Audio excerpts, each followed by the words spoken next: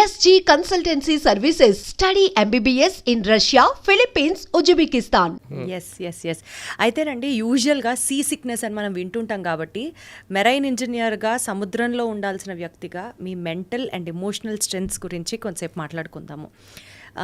కొంతమందికి ల్యాండ్ మీద ఉండి జస్ట్ క్రూజ్లో ఒక చిన్న హాలిడేకి వెళ్ళినా సరే కొన్ని గంటలు సముద్రంలో ఉండేసరికి ఏంటో లోన్లీగా ఉన్నాం, జనాల నుంచి దూరంగా ఉన్నాం, ఆ సీ సిక్నెస్ తీసుకోలేరు వాళ్ళు. వామిటింగ్స్ అవ్వడం కానీ, ఏదో ఒక రకమైన డిప్రెషన్లోకి ఉండడం కానీ, ఇలాంటి లక్షణాలు కొంతమందిలో ఉంటాయి. మీరు ఎప్పుడన్నా ఆ సీ సిక్నెస్ని ఫేస్ చేశారా? Maybe in your initial days I have to ask. షిప్లో స్టార్టింగ్ జాయిన్ అయినప్పుడు అప్పటి వరకు నా లైఫ్ మొత్తం ఇంట్లో వాళ్ళతోటి చిన్న కొడుకుని కాబట్టి చాలా అల్లారు ముద్దుగా అడిగింది ప్రతీదీ ఇచ్చి, అంటే ఒక బాధ్యత లేకుండానే పెరిగాను అనుకో. అంటే వాళ్ళు చిన్నప్పుడు బాగా కష్టపడి వాళ్ళు ఉన్నారు కాబట్టి కనీసం మా పిల్లలకైనా అన్నీ వాళ్ళకి వీలైనంతగా ఇద్దామన్నట్టు. ఇంకా చిన్న కొడుకు ఎక్కువ ఉంటుంది కాబట్టి అలానే పెంచారు నన్ను. అంటే ఇప్పటికీ బయటికి వెళ్ళి ఏమైనా సామాన్ తీసుకురా అన్నా కానీ వాడికి ఎందుకు పని చెప్తున్నావు, నువ్వు వెళ్ళి తేవచ్చు కదా అని చెప్పి అమ్మ అంటుంది అనమాట. ఆ రేంజ్లో పెరిగిన ఒక అబ్బాయిని సడన్గా షిప్లో వదిలేస్తే ఎలా ఉంటుంది? సో నేను ఇప్పటికీ అనుకుంటాను, నన్ను చిన్నప్పటి నుంచి స్ట్రాంగ్గా పెంచుంటే ఆ టైంలో ఆ డిఫికల్టీ ఫేస్ అయ్యేవాడిని కాదు కదా అని చెప్పి. సో స్టార్టింగ్లో షిప్ జాయిన్ అయినప్పుడు మెంటల్గా ఫిజికల్గా చాలా ఆ సిక్నెస్ అనేది ఉంటుంది. ఫస్ట్ సైకలాజికల్గా ఇంటికి దూరంగా ఉన్న, మన వాళ్ళకి దూరంగా ఉన్న, ఫ్రెండ్స్కి దూరంగా ఉన్న ఐసోలేషన్ అని ఒకటి ఫామ్ అవుతుంది. ఇంకొకటి ఏంటంటే ఫిజికల్గా సరిగ్గా నిద్ర పట్టదు. మనము ల్యాండ్ మీద ప్రశాంతంగా పడుకుంటాం. ఈరోజు మార్నింగ్ వచ్చాయి, నాకు ఒక్కడికి అర్థమైంది. ఎందుకంటే షిప్లో కూడా అలానే ఊగుతూ ఉన్నప్పుడు నాకు తెలుస్తుంది. ఇక్కడ ఈమెకు చెప్తే ఏమన్నది, నీకు షిప్లో ఉండి అలవాటు అయిపోయింది, ఇక్కడ కూడా ల్యాండ్ ఊతున్నట్టు, అట్లేం జరగలేదు అన్నది. తర్వాత న్యూస్లో చూసా, 1 అవర్లో వచ్చింది ఆ న్యూస్, ఎర్త్క్వేక్ టైప్ వచ్చింది అని చెప్పి. సో అంటే నాకు అన్నీ తెలుస్తాయి ఒక ఫీలింగ్ వచ్చింది. సో షిప్లో అలాంటిది ఎప్పుడు జరుగుతూనే ఉంటుంది. ఒకవేళ ఏమి జరగకుండా ఉందంటే ఇంకా నేను నిద్రలేస్తా. అలా ఊగుతూ ఉన్నప్పుడే నిద్ర సరిగ్గా పట్టుద్ది మాకు, ఎందుకంటే ఆ ఫ్లో అలా ఉంటుంది. సో స్టార్టింగ్లో ఎలా ఉంటుంది అంటే ఒకేసారి ఆ డిస్టర్బెన్స్, ఇంజన్ సౌండ్ కొంచెం వినిపిస్తుంది, అలల సౌండ్, గాలి సౌండ్. మీరు సినిమాలలో చూస్తే దయాల సినిమాలు చూస్తే ఒక సౌండ్ వస్తుంది చూడు, అలానే స్టార్టింగ్లో షిప్ ఎక్కినప్పుడు ఏదో సౌండ్స్ వస్తాయి. పక్కనంతా సముద్రం, గాలి సౌండ్కి చెప్పలేని భయంకరమైన సౌండ్స్ వింటాము.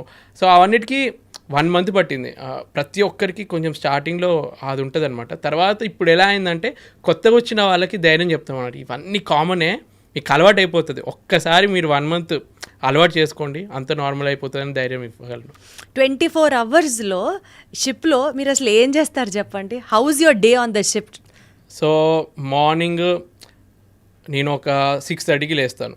6:30 to 7 వరకు మామూలుగా రెగ్యులర్ బ్రష్ చేయడము అవన్నీ ఫ్రెష్ అప్ అయ్యి, తర్వాత 7కి బ్రేక్ఫాస్ట్కి వెళ్ళి 7:15 వరకు అలా బ్రేక్ఫాస్ట్ చేసుకొని తర్వాత మా ఇంజన్ డిపార్ట్మెంట్కి వెళ్తాను అనమాట. ఈసీఆర్ అంటారు, ఇంజన్ కంట్రోల్ రూమ్ అని ఉంటుంది. సో కిందికి వెళ్ళి ఒక మీటింగ్ టైప్ ఒక 20 minutes మీటింగ్ చేసుకుంటాం. ఈరోజు ఈ వర్క్ అనుకుంటున్నాము, అంటే లంచ్ ముందు ఈ వర్క్ ఒకటి కంప్లీట్ చేస్తాం, లంచ్ తర్వాత ఈ టీం ఈ వర్క్ చేయాలని వర్క్ అంతా డిస్ట్రిబ్యూట్ చేస్తాం. టూల్ బాక్స్ మీటింగ్ అని అంటాం. ఆ వర్క్ మధ్యలో బ్రేక్ టైం కూడా ఇస్తామన్నమాట. ఎందుకంటే ఎంతసేపు మనం 3 hours వర్క్ చేయలేం కదా, మధ్యలో బ్రేక్ ఉంటేనే వాళ్ళు హ్యాపీగా ఉంటారు కాబట్టి వాళ్ళకి బ్రేక్ ఇచ్చి మధ్యలో ఆ బ్రేక్ అయిపోతే 5 o'clockకి 5:30కి వర్క్ అయిపోతుంది. నేను చెప్పేది ఇంజన్ డిపార్ట్మెంట్ గురించి, నా వర్క్ నేను చేసేది. సో నేను సెకండ్ ఇంజనీర్ అంటారు నన్ను. నా షిప్కి ఎలా అంటే చీఫ్ ఇంజనీర్, మా ఇంజన్ డిపార్ట్మెంట్కి chief engineer first, second engineer. ఈ సెకండ్ ఇంజనీర్కి చీఫ్ ఇంజనీర్ ఈరోజు నాకు ఈ వర్క్ కావాలి, ఇవి అయిపోవాలి అని అంటాడు. సో నేను ఆ వర్క్ ఆయన చెప్పిన దాన్ని బట్టి ఇంకా నాకు తెలిసిన వర్క్ ఏదైనా ఇంపార్టెంట్ ఉంటే అవన్నీ నేను కింద వాళ్ళకి డిస్ట్రిబ్యూట్ చేసి వాళ్ళకి హెల్ప్ కావాలన్నప్పుడు సూపర్వైజ్ చేయడం నా వర్క్ అనమాట. సో అలా చేసి 5:30కి వర్క్ అయిపోయింది అనుకో. తర్వాత ఏంటంటే ఒకవేళ ఆ షిప్లో అట్మాస్ఫియర్ బాగుండి బయట క్లైమేట్ బాగుంది అంటే క్రికెట్ ఆడడానికి వెళ్ళడము, లేదంటే టేబుల్ టెన్నిస్ ఆడడము, అలా ఒక 1/2 hour అలా టైం స్పెండ్ చేసి తర్వాత డిన్నర్ చేస్తాం. మధ్యలో 12 to 1 లంచ్ అయిపోయింది. ఇప్పుడు ఏదైతే మేము 5 to 6 క్రికెట్ కానీ ఏదైనా గేమ్ ఆడిన తర్వాత డిన్నర్ చేసేస్తాం. డిన్నర్ అయిపోయిన తర్వాత డిన్నర్ అంటే నిజం చెప్పాలంటే యాక్చువల్గా మనం ఫాలో అవ్వాల్సిన డిన్నరే అది. మార్నింగ్ 7 to 7:30 మా breakfast, 12 to 12:30 lunch, 6 to 6:30 dinner. అదంతా నాకు అలవాటు. ఇంటికి వచ్చిన తర్వాత వీళ్ళు ఆ ఫుడ్ పెట్టకపోయేసరికి మొత్తం నాకు చిరాకు వేస్తూ ఉంటుంది, వీళ్ళు ఇంకా పెట్టట్లేదని చెప్పి. సో అలా 6:30కి వరకు డిన్నర్ అయిపోయిన తర్వాత నేనేం చేస్తానంటే మ్యాక్సిమం ఒక్కరిని ఉండడానికి ఇష్టపడను. ఆల్రెడీ షిప్లో ఏదో లోన్లీ ఫీలింగ్ ఉంటుంది. సో నాకు ఒక గ్యాంగ్ని ఫామ్ చేసుకుంటాను. ఒక లిమిటెడ్ ఉన్నా కానీ 3-4 members పక్కా నాకు గ్యాంగ్ ఉండాలన్నమాట. నా జూనియర్స్ని నా ఫ్రెండ్ అయిపోతాడు. అండ్ అంతసేపు కొంచెం ఓవర్ యాక్షన్ చేసి నేను వర్క్ ఇది ఇచ్చినా కానీ 6:30 తర్వాత ఫ్రెండ్స్ లాగా మేము కలిసి మూవీ చూడడము, లేదంటే సిరీస్ చూడడము, లేదంటే వీడియో గేమ్ ఆడడము, టేబుల్ టెన్నిస్, ఇంకా అలాంటిది ఏదో ఒకటి యాక్టివిటీ చేస్తాము. ఇంకా నాకు అప్పుడప్పుడు యూట్యూబ్ వీడియోస్కి ఎడిట్ చేసుకోవడము, నాకు 1 అవర్ మినిమం డైలీ పెట్టుకుంటాను. ఆ 1 అవర్లో ఆ వీడియో ఏదో ఒకటి షూట్ చేసుకోవడము, ఎడిట్ చేసుకోవడము.